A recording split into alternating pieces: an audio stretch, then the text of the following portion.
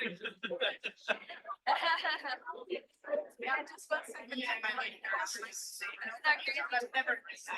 right, everybody. I think we're going to try to get started.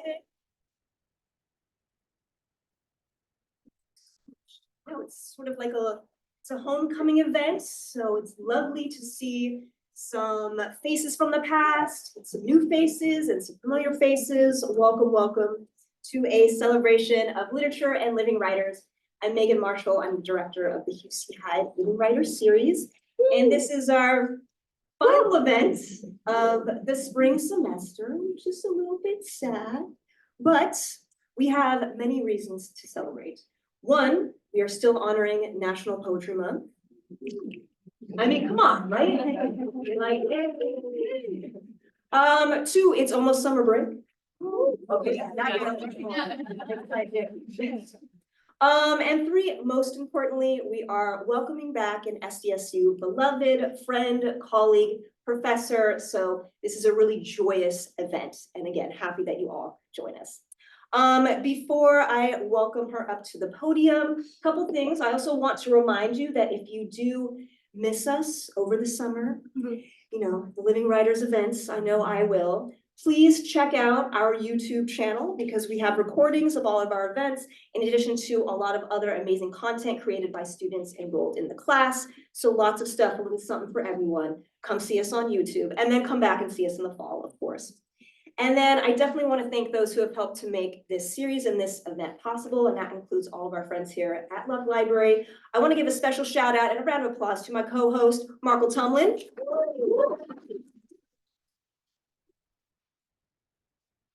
He's maintaining the Love Library Lighthouse, and so we couldn't do it without him. Thank you, Markle.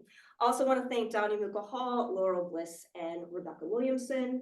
And I'd like to thank instructionally related activities and the Department of English and Comparative Literature for their continued support of our events, in addition to Michael Ramirez and our friends from Aztec Shops who are selling books over there in the corner. Lastly, it's essential to acknowledge this space that we are privileged to share. For millennia, the Kumeyaay people have been a part of this land.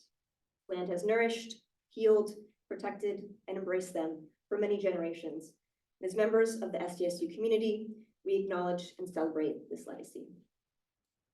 So lastly, just a few reminders. If you've yet to do so, please silence your cell phones. And do know that the event is being recorded, but don't worry, all you see is this piece right here. All right, without further ado, it is my honor and pleasure to introduce tonight's reader.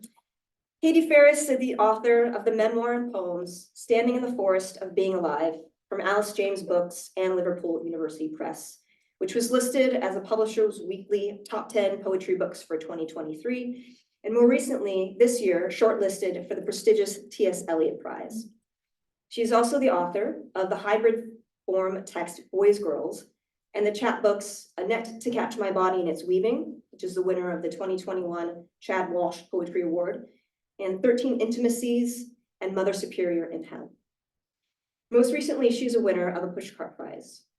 Her work has appeared in the New York Times, Granta, the Atlantic Monthly, The Nation, and Poetry, and has been commissioned by MoMA. She is the co-translator of several books of poetry from the Ukrainian, French, Chinese, and Russian, including The Country Where Everyone's Name is Fear, which was one of World Literature Today's notable books of 2022. She is currently an associate professor of creative writing at Princeton. In the syllabus for the course component of the Living Writers series, which is English 579, I have long stolen and used a quote from Katie's book, Boys, Girls, as an epigraph, which reads, "You're used to sitting back and eavesdropping, playing the voyeur on the lives of others. But between these covers, you will participate whether you desire it or not. This is the new literature." Now, this is meant in jest, not forced coercion. It's actually spoken by a mad woman whose narration weaves the stories in the book together. But why it compels me so much and why I think it works to encapsulate the nature of the course experience is that when you're presented with really engaging literature and amazing authors, you can't help but become immersed and participate. You become less of a voyeur, or like a passive vessel, and much more of a participant or a citizen in the world of the words. So this is also how I perceive Katie's work. It's so compelling, so innovative in its approach to image, lyricism, narrative, and form that one can't help but become deeply immersed and moved. She offers us love poetry in a burning world, or ways to find, in the midst of hell, what isn't hell, and moments of simple yet profound beauty. Just 4 arms and 4 paws and 8 legs, just 6 lungs, sending our breath to the air, just the air. Hers is the new literature. Novelist Robert Coover has deemed her work something of a little tour de force, and we're so lucky to have that force back here in the SDSU house. So please give a warm welcome to Katie Farris.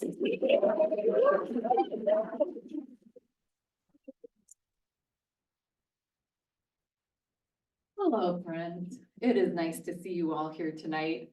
Thank you for coming out, especially, Neil Young. I mean, you could have made a different choice and you'd be having a very different experience, right? I appreciate you for choosing this one. It is so nice to be back. I know, unfortunately, there are a lot of you I do not know, but a couple that I do, and but I love you. I love you for being part of San Diego State. That was my very first teaching job, and still a place that's very dear to me with people who are very dear to me. So thank you for continuing on the legacy and being a part of it. So today I'm going to be reading from my book, Standing in the Forest of Being Alive. It takes place sort of from August 2020 through actually right about this time of year in 2021. Kind of a terrible time for many of us, not a good time in the world. And mine was somewhat complicated by the fact that in August 2020, I was diagnosed with breast cancer. So the book sort of follows from the diagnosis through chemotherapy and mastectomy and radiation, which were the 3 of the 5, let's say, treatments or so that I have undergone or am continuing to undergo for cancer. So that gives you a little bit of background. It is funnier than that. So if you feel like laughing, you don't have to feel worried about laughing. Just trust yourself. This first poem maybe not demonstrating that quite yet, but we'll get there. This is called Why Write Love Poetry in a Burning World. To train myself to find in the midst of hell what isn't hell. The body bald, cancerous, but still beautiful enough to imagine living the body, washing the body, replacing a loose front porch step, the body chewing what it takes to keep a body going. The scene has a tune, a language I can read, a door I cannot close. I stand within its wedge, a shield. Why write love poetry in a burning world? To train myself in the midst of a burning world to offer poems of love to a burning world. All right, so there are things to know and learn. Okay, the word spiculated means spiky in doctor language, right? Once you get that MD, you can just make up syllables if you want to. They don't care anymore. And then secondly, the title is Tell It Slant, and that was Emily Dickinson. Her advice to poets was tell the truth, but tell it slant. Tell it slant. You float in the MRI gloam, several spiculated masses. I name you cactus, carcinoma be damned. You make a desert of all of me. Have I said it slant enough? Here's a shot between the eyes. 6 days before my 37th birthday, a stranger called and said, you have cancer, unfortunately, and then hung up the phone. This was, August 2020, doctors, it was a tough time to be a doctor, but I had the amazing experience of publishing an op-ed in the New York Times, like right before the book came out. So about a year ago, a little over a year ago.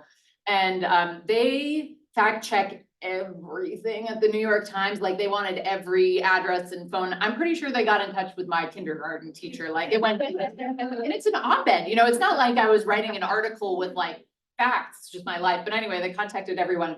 But the one thing they couldn't confirm was this phone call. So they followed up with me and they were like, it can't have been that bad. Like it sounds much too abrupt. It can't have been like that.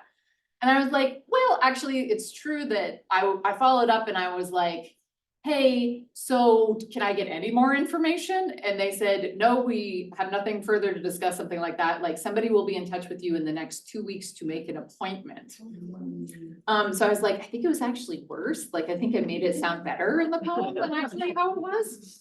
That was like, for me, the beginning of the time when I started to learn this phrase I'd never even heard before, like medical self-advocacy. Yeah. Right? Like I grew up with a family who did not have a lot of money and we did not do a lot of medical stuff. So I didn't know that you could like press a doctor, you know what I mean? I didn't know that I showed up that same day because I was so desperate. I just went up to the oncologist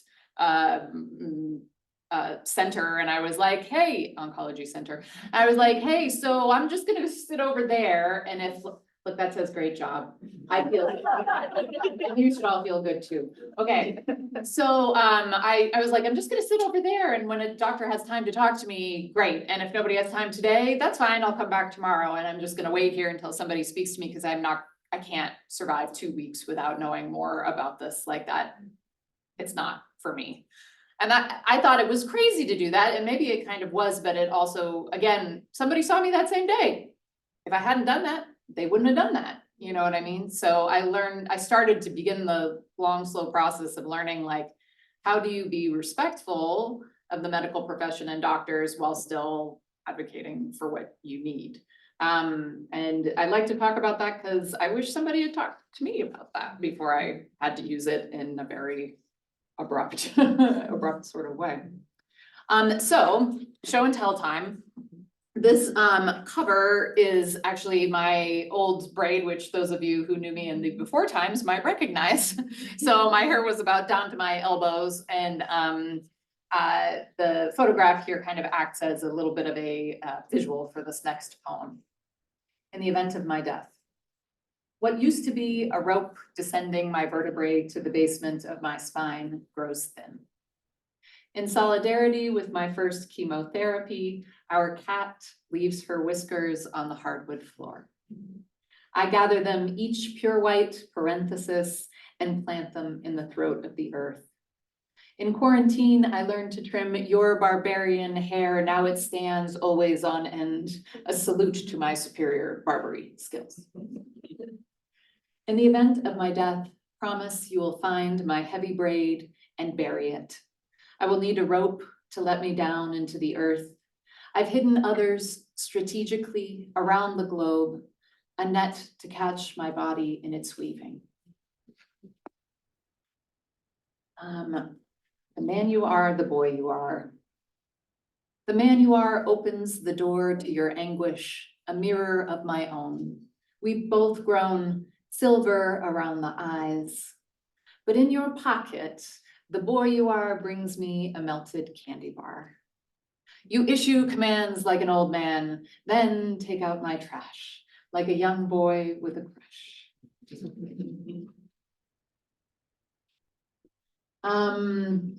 Okay, so Emily Dickinson, I've already mentioned her once. She kind of haunts the book, or she's the patron saint of the book, or I don't know, she's a part of it. So I was actually reading her complete poems when I was, I'd started them in February of 2021. And in July of 2021, August, I went in for my, biopsy in July. And when I came back to that appointment, I like literally finished that book while I was in the oncology room waiting for my biopsy. So I hadn't been diagnosed yet, but they like Yeah, they called in like 4 people to look at my ultrasound. That was the moment I probably should have known, but I was like, la la la. I'm 36. I don't have to mark the answer. Okay. So this has a very long title. So Emily Dickinson and William Blake were alive at the same time, which blows my mind every time I think about it. William Blake seems very high. I didn't recognize you.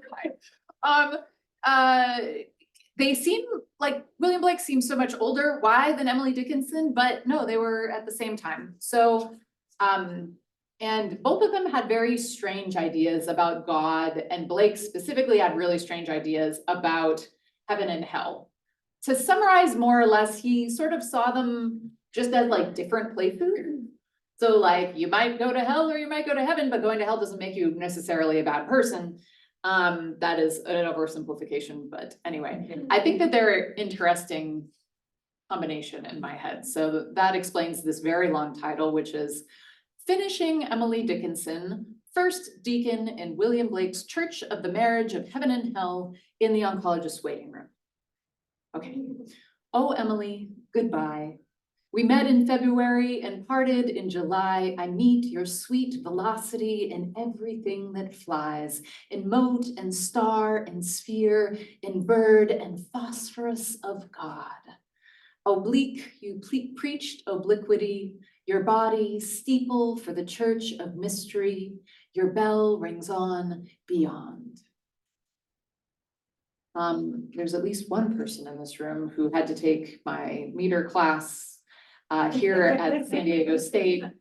You might recognize that as ballad meter, alternating iambic trimeter and iambic tetrameter.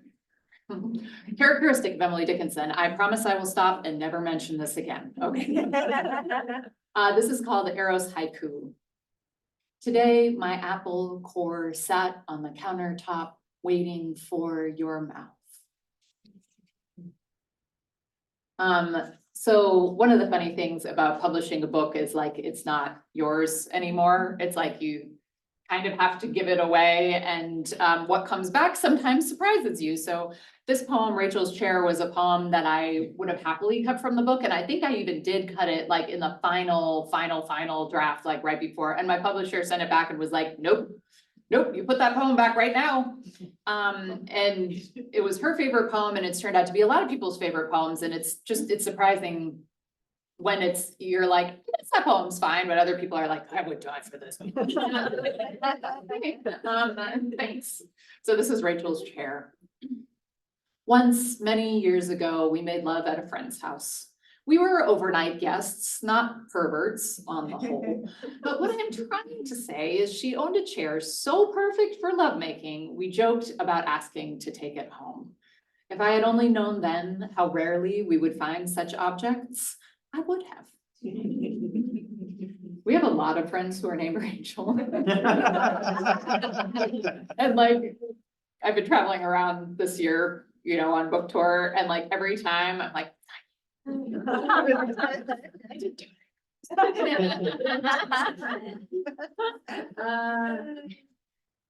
I'm gonna do quid pro quo, a dedication. So I have 4 brothers all together, and they're all in the trades, like construction. One of them is a welder, making airplane parts in a factory. I don't want to support any sort of like generalizations, let us say, about people in the trades, but it just so happens that they're not big poetry fans. But they like this one. This is their poem. Quid pro quo, a dedication. You said we could replace our lumpy 20-year-old mattress if I wrote you a poem. So here's your goddamn poem.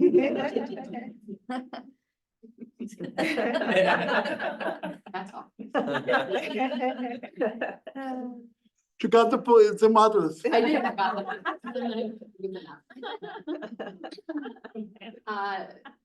So this one I don't read very often, but because we have a little bit of extra time, this is called Ode to Money or Patient Appealing Health Insurance for Denial of Coverage. I'm trying to think what you might need to know here. My uncle's name actually is was Christopher Marlowe, which is also the name of a Elizabethan playwright around the same time as Shakespeare. But just happens to be his name. I think that's the only thing that really you need to know. Okay. Ode to money or patient appealing health insurance for denial of coverage. I don't know what money is. Moss, the minx crescent teeth, or maybe money is the morning I woke at dawn to wander past the orange blossoms, a smell with 4 dimensions, touching me through time. Is that currency? My uncle, Christopher Marlowe, mad, drank the visions until he died. You bury treasure. To determine a family's net value, make a list of assets, then subtract liabilities. Asset, Geraldine Fox's 1948 degree in chemistry. Liability, William Marlowe's propensity for hurting his daughters. Am I doing this right? Is this the gold standard? Asset, seeing light that isn't there, like a ship passing through the narrow harbors of my eyes, scraping. Is burying treasure a cash transaction? I once buried a half-decayed skunk I fished from my Uncle Christopher's garbage can, covered in bees. X marks the spot. In sum, perhaps the moon's an insurance adjuster. America is optimistic to dye its money green. Leaves are green because of chlorophyll, which is the machine that turns sunlight, water, and carbon dioxide into leaf, stem, and root. All the little blades of grass left behind by the lawnmower, like Civil War soldiers, same as cash. A heavy-bodied moth caught between glass and screen casts its shadow down into the palm of my hand. 1 dark coin. It's funny to read like poetry poems, because usually I kind of stick to like the lighter fare, but like I actually had some poetry voice going there, which I have to be careful about. Want to do that, that's deadly. Okay, so it's a very short poem with a longer gloss. So three facts or 3 things to know.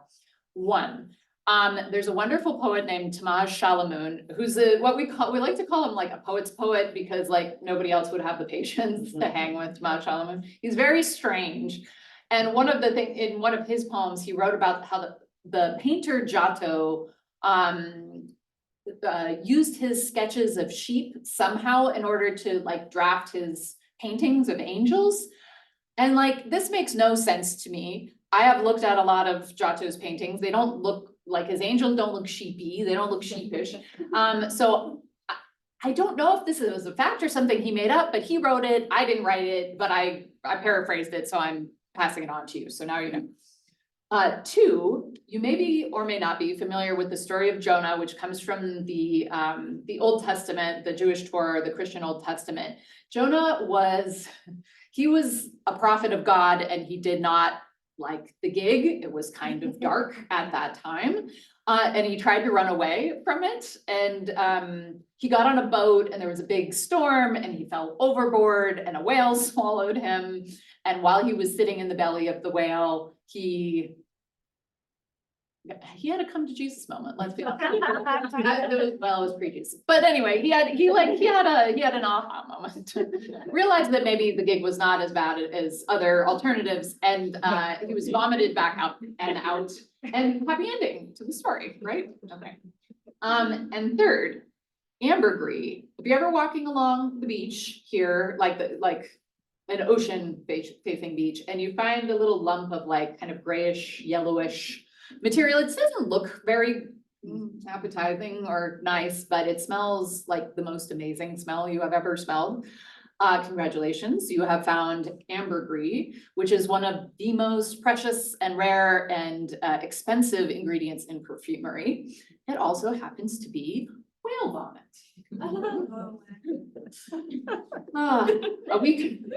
A week before surgery, I practiced my vomit. Like Giotto's angels, sketched from his studies of sheep, I open the jaws of my back to the sky, eating my body deeper into this blue. Like Jonah vomited from the whale, fragrant as ambergris, or plain as any woman who, a week before mastectomy, practices being opened. So after any cancer surgery, including mastectomy, like you can have scans that can see some parts of your cancer, but depending on your type of cancer and situation, it's not really until the surgery that they can tell you for certain, like what kind of, how far your cancer's advanced, what kind of cancer you have, and so on. So they give you a pathology report. And the woman who wrote my pathology report, her name is Kimberly Pointe-du-Jour. I've never met her before, but I have received her report. And so this is me in conversation with her. There are a couple of excerpts from this poem that are in her voice and the rest is in mine. If you can't tell which are which, I have done a very bad job. Oh, and finally, the word palimpsest. So back in the day when paper was really rare and expensive, well, before it was paper, usually it was like vellum, which is very thinly stretched animal skins, right? And at that point, people would take a piece of vellum that had been written on and scrape the ink off and reuse it because it was so expensive to make a new sheet. So a palimpsest is like a text where you can read one text, but you also see the ghost of the text behind it, if that makes sense. Like the ink that had been scraped off, you can still sort of read maybe words or parts of words or sometimes whole texts. They have found some really interesting like fragments of texts that have otherwise been lost as palimpsests. So this is called To the Pathologist, Reading My Breast, Palimpsest, written with Kimberly Pointe-du-Jour, MD. Specimen B, received fresh and subsequently placed in formalin, consists of a 392-gram simple-oriented mastectomy. Dear doctor, you've done my work for me in your first line with your tidy, slanting rhyme of specimen and formalin. To rhyme mastectomy, I thought my dear friend's pregnancy. She and I, our birthdays, 2 slender months apart, both of us harboring rapidly dividing cells so near our hearts. How's that for art? Present on the anterior surface is a tan, grossly unremarkable skin ellipse with an eccentric, soft, everted nipple. Beneath my grossly unremarkable skin ellipse, an inscription there of every kiss, a couple playful, too hard twists, and late night drunken, dare you, strips. But mostly my own homely grip as I skidded into sleep. All right, so this is your traditional two poem warning. In the tradition of poets, if they don't give you a 2-poem warning, are they even poets? No. Okay, so this, so we've gone through chemo briefly, we've gone through mastectomy. My final stop was radiation. And with radiation, you go every single day for 30 days, and they basically give you like the worst sunburn of your life. It was like the last 4 days, what were supposed to be my last 4 days of radiation. I walk in and my oncologist was standing there, which is like, you never want your cancer doctor to show up any place they're not supposed to be. It's never good news. They're never there to bring you a donut, you know? They're never there to just be like, hi. She was like, okay, well, we found a spot and maybe it's cancer and maybe it isn't, and we can't do a biopsy because of where it is. So you have 2 options. Either you can skip a booster of radiation. We can do a booster of radiation. And if you skip it and it does turn out to be cancer, the bad news is that we can't do any more radiation because at that point you'll have your lifetime dosage, and we can't perform surgery on it because basically my skin would never heal because of the radiation. And unfortunately, chemotherapy gave me heart failure, so I couldn't do any more chemotherapy either.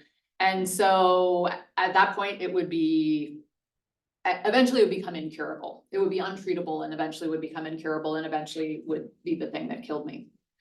Your other choice is to do a booster of radiation. So this is like when it's right after your lifetime dosage of radiation, if in that same window, they add on like 2 or 3 extra days and they give you kind of like a mega dose at the end.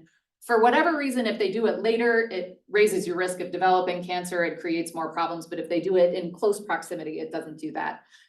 The problem is it's going to, because of where the spot was, it's going to go through this part of your arm where like every major muscle and nerve passes through. It's sort of like this like narrow little space where everything that's important passes through. And she was like, I already had some nerve damage because of my mastectomy. And she was like, so it's going to affect you nerve-wise, but I can't tell you how much. It could just be that you're a little extra stiff and sore, but it won't affect your life much at all. And it could be that it feels like worst case scenario, it could feel like your arm is on fire for the rest of your life. And it could happen like within a few weeks of radiation ending, and it could happen 20 years down the line. And honestly, there's not been enough research in this area to be able to tell you definitively what could happen. And I did that thing where I was like, well, what would you do? And she was like, Katie, I have been up all night thinking about this and I do not know. And that's why I have to give it back to you. Like here, I can tell you the best in case, worst case scenario of both of these things, but that's all I can do. Like ultimately it has to be your choice. And it was a hard thing to be, especially, 8 months in, I had no hair. I was all dried out and, one-breasted and burnt all the shit, like my whole from like underneath my jaw all the way to my waist on the whole side of my body. Literally, when you do radiation from the front, it burns your skin on the back of your body. It's crazy. I was like, oh great, another choice. So which one do you want? So she wasn't actually like that, but thank God, I probably would have kicked her. Not very powerfully. So this is about making that choice, basically. To the god of radiation. Given the unexpected choice between uncertain death and certain damage, I find in the mirror a woman, breastless, burned, who in an advisory capacity asks, how much do you want to live? Enough? O god of radiation, let your light like a ship pass through me, your radiance exposing what's inside me like film a god takes. But must you clutter the eaves of my scapula, scurry the grasshopper nest of my heart, scythe my nerves and cobweb my muscles to the rungs of my ribs? How much more can one body take? Enough. Light every deadly cell like a wick, burning in the paper lantern of my chest. My chest, a thing so ephemeral, yet held so firmly in your fist. And the last poem. So I wrote this when I was up in Idlewild, California, not so far away from here. 3 things to know. Penstemons are wildflowers, which you may already know. They grow around here. They're also called beard tongues, which is such a great word. Just a really good one. 2, you probably are aware of this, but some people are not, that some squirrels are black. Okay, I've occasionally had people come up to me after I read this poem and they're like, just so you know, great poetry reading, the squirrels are gray. Not all of them. And finally, Emily Dickinson comes back once again, and she said she knew something was a poem if it took the top of her head. So this is called What Would Root? Walking through a cathedral of oak trees and bristlecone pines, scolded by squirrels in their priestly black, their white collars wagging with the force of their scolding, I was struck simultaneously in both eyes by some sort of flying detritus, pollen or seeds, and stopped to lean against a rock to scrub it, I thought, away. It was May, it was May, it was May, and the air was sweet with pine and island mountain lilac. The squirrels, I mentioned them already, etc., and the lizards ran down the spines of rocks like a bad feeling. I could see everything. Red-headed hummingbirds dipped their beaks into the little red hoods of penstemon, and I, a redhead, could hear everything. A red-headed woodpecker who was not offended. I did not know his name. Everything smelled green. It was all green, really. Even the red was anti-green. And though my eyes ached from everything seeing, I could taste the granite in the spring. Oh yes, I drank water from the ground. I was wild even then, though the squirrels scolded me and tried to convince me I was not.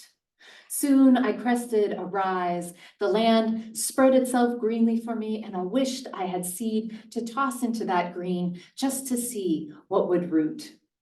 My right eye would not close to this view. Why would it? But when I reached up to touch it, I felt a twig emerging and another from my other eye. That they were a part of my body I could not doubt. They were living and enervated and jutting out. I sat down, feeling the hairs on the back of my neck, understanding for the first time they were not hairs, but roots. Everything was everything. The twigs in my eyes tasted sunlight with my mouth. The roots drew the salt from my sweat into their vacuum, and I was no longer hungry. Everything. It was all green. The roots in my skull shifted, and I lay down beneath my own branches. I had to wiggle a bit to find a place to lay my head. The rock was very hard, and I needed softer ground. Yes, a place for the top of my head to come off, to nuzzle into the earth, to drink. Thank you.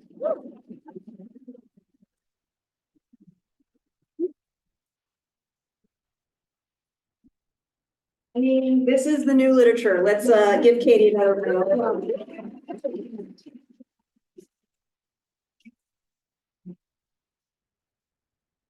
So we're gonna linger a little bit here for Kate to do a book signing. Are there still copies available for sale? 3 copies, y'all. You better hurry and get one. And then if anybody would like to join us, she's gonna be doing a Q&A just right across the hallway in room 408. Thank you again for being such a wonderful audience. Check us out on YouTube over the summer, and we'll see you back here in the fall. You know what? I was there.